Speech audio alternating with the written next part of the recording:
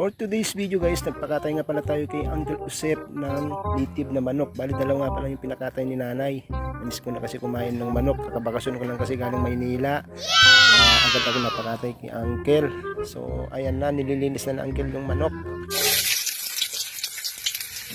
Yun o. Malaking kaldero, minuto. Ano?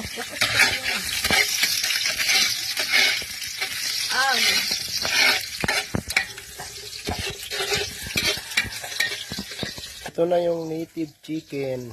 Lagyan natin siya ng tanglad. Wow naman! Wow! Wow!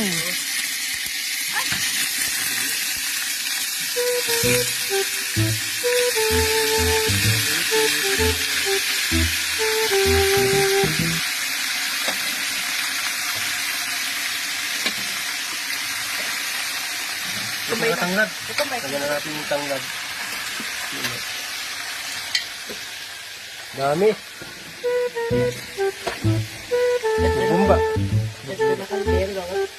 Bugbog. Yan. Ibuhos na. Yan na siya.